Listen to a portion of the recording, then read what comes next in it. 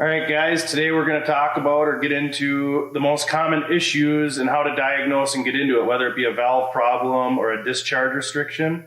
We're going to talk about the 70-pound safety valve here, what it does, why it's there, and this 200-pound safety valve, what it does and why it's there, and also my unloader valve, the centrifugal unloader bleeder valve that bleeds off head pressure at shutoff. So your most common issues, let's say this 70-pound safety valve is popping.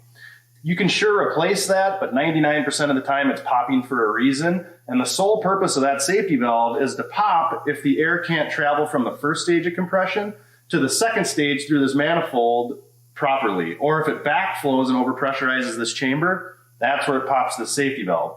So anytime one of these 70-pound safety valves are popping that are on that intercooler, which carries the air from the first stage of compression to the second, you're always going to want to look at your back three valves on the top head.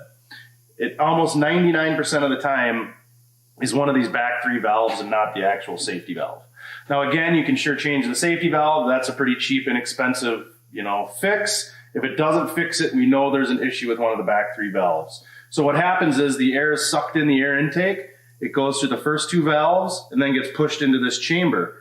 That's the first stage of compression. When it gets through this chamber, it gets into these back three valves, and that's the second stage of compression. That's how you get a two-stage pump with the higher pressures of 175. A single-stage pump might have two pistons on it, but they're pumping directly into the tank. The air is not compressed twice before it gets into the tank. So again, if this 70-pound safety valve is popping, you have an issue with one of your back three valves. And just like I showed you on the front valve here that I took out, same concept. Do them individually, do them one at a time. You're inspecting them to make sure the valve can move and seat properly, to make sure that there's no carboning or a gap in between the disc and the spring. If it's like that, you know the air can backflow and overpressurize this chamber. If that copper washer gasket I showed you in the last video or last segment is not intact or is marred up or doesn't look good, it's worth replacing.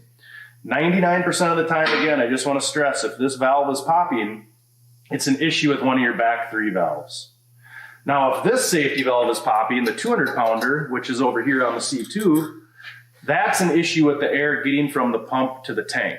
So whether you have an aftercooler or the tube just goes directly from your pump into your tank, it's got to be a restriction in the flow from the air getting from the pump to the tank. This manifold and this manifold on the C2 are literally there to cool the air after the second stage of compression and carry the air from the pump to the tank after compression. So if this 200-pound safety valve is popping on the C1 pump, which is here, or on the C2 pump, which is right here, you know it's an issue with the air flowing from the pump to the tank. So what you need to look at is your tubes that go from the pump to the tank, the check valve, if there's any aftercooler or radiator type belt guard aftercooler, which cools the air in between from pump to tank. You need to look at whether it's carboned up, whether it's plugged, whether it's frozen, whatever it is that doesn't allow the air that the pump is making to get to the tank like it needs to. That's the issue if this 200-pound safety valve is popping. Now, again, you can sure try to change the safety valve, but it's popping for a reason. We need to address why it's popping. 99% of the time, if this 200-pound safety valve on the C1 is popping or on the C2 here, it's an issue with the air going from one stage or from the pump to the tank.